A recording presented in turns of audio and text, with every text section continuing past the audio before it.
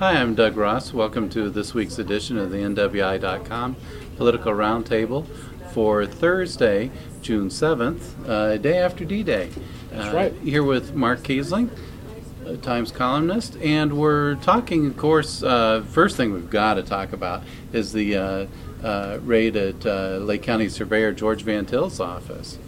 Yeah, it appears that a lot of the documents carried out. Initial speculation was that it might have something to have done with his use of the gasoline card, but which was 5 years ago. Which was a long time ago. So, but now I was talking to someone last night who was close to county government, and he said that it looks like it has to do more with politicking on county time, on the county dime.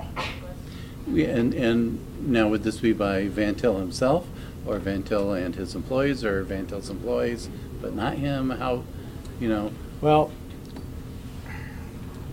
and I'm going to go back a number of years to when George worked with the Lake County Sheriff's Department, and he was an assistant to then Sheriff Bob Stiglich.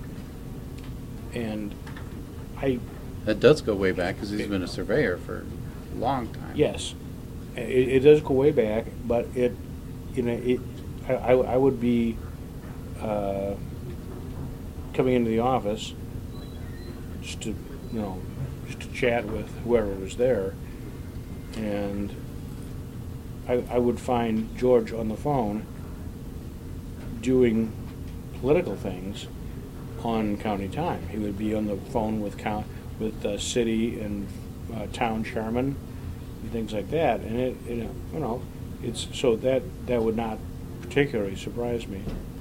Well, they've carted off a whole bunch of computers, and looked like they pretty well wiped out all the computers in the department, and carried off a bunch of documents. So we'll have to see. This was the FBI, of course, and the Indiana State Police who executed the raid. So gave something to talk about for a while at the Lake County Government Center. It wasn't the first time this happened, probably won't be the last, but certainly was not the first, and certainly will not be the last. The interesting timing of this is that this being an election year, it's not going to be resolved by the time, if they find anything, at all. Regardless, it won't be resolved by the time the election rolls around. No, it won't. And now I had written about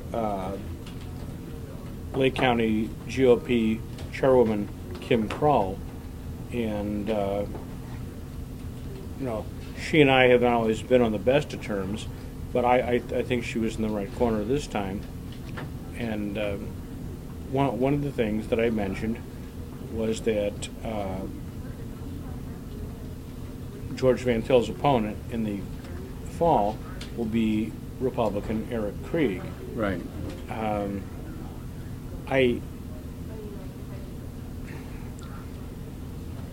I mentioned in my column that I believed that Krieg would be stomped, I think I said, by George Van Til, and I had a number of Republicans write in.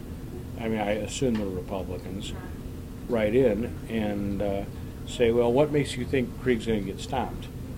Well, because he's a Republican in a heavily Democratic county. It has nothing to do with qualifications. It has nothing to do with anything else. In order to be elected as a Republican in this county, you have to be Hank Adams. Well, there was special circumstances. There were special circumstances there. You had and even that was close. And that was close. And his opponent was under indictment, and it was still close. So, just saying that Van Til is is suspected of doing something, shady. Or someone in his office. Perhaps. We won't know what the accusations are unless and until an indictment comes. And well, his office is not very big. If you've ever been in his office, I have. then you've seen the number of employees he's got there. He does not have the number of employees the clerk's office has, the prosecutor's office has. He's got a fairly small number of employees. So could he have had them politic on county time? I think that's entirely possible. I'm not saying probable. I'm saying possible. But you know, George is a very political person, and has been since I've known him, and I've known him since he was in the Highland Town Council. It is entirely possible that he would use county time to politic. Now, that being said, which one of them doesn't? Well, exactly. Speaking of politics in the county, we should go to breaking news, actually, I guess. The discussion of a referendum to fund the E911 consolidation. Well, it's not going to be popular with taxpayers, let me tell you that. But it's going to be mandated by 2014, and you're going to have the enhanced 911 centers in place by that time. No one comes in and builds this stuff for free. Okay, so. So my question is, there are two types of costs associated with this. You're going to have the operating costs, and you're going to have the construction and equipment purchase costs. So capital and operating. Correct. So the question is, what are they trying to do here? I mean, to pay off a series of court judgments against them, the county passed a bond issue. So basically borrowed money for that. Well, now here they've got a deadline of the end of 2013, basically. Yeah, they want it in place by 2014. Right. They want it up and operating by 2014, and have to by state law.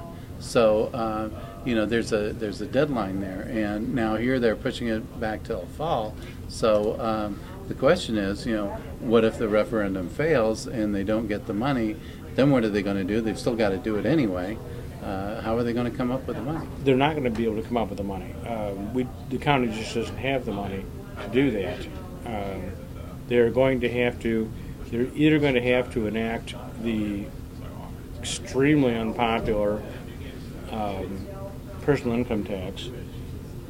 And Jerome Prince on the Lake County Council alluded to that possibility. Lake County Right, Council. exactly. Yeah. So and that would have the advantage of you could use a portion of that for this, a portion of it to lower property taxes, a portion of it even to force the consolidation of bus service as well in Lake County, and keep the buses running.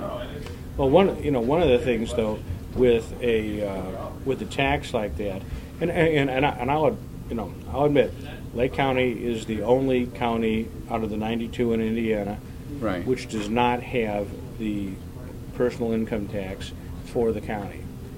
And the consequence of that being not only that it doesn't have the revenue, but that the property tax levy, meaning the amount that you can collect, basically, is frozen. So right, because the state decided to freeze it until Lake County passed this legislation, right, which they have not done. But it's just it comes on the heels.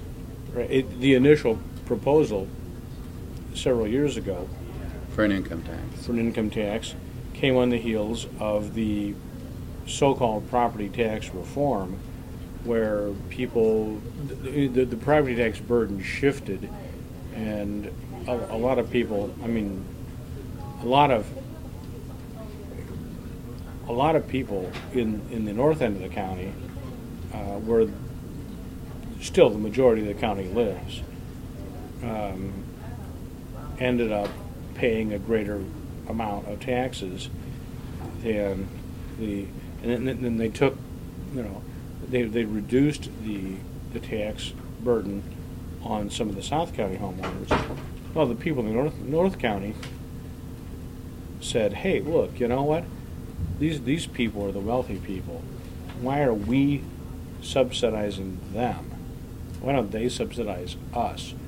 Very unpopular move. And that's why you had this big move not to have any additional taxes. I think had that not happened, people might have been more receptive to this. But it's going to happen anyhow, because you're right, it is mandated. And it's going to have to be paid for somehow. The consolidation, right. The E1 911 consolidation. Right. Well, I'm afraid that's all the time we have for this week's edition of the NWI.com Political Roundtable. Come back next week, and we'll have more interesting topics. And we may always, have Robert fun news. Blaskowitz. Hopefully Robert will be back with us next week. Thank you.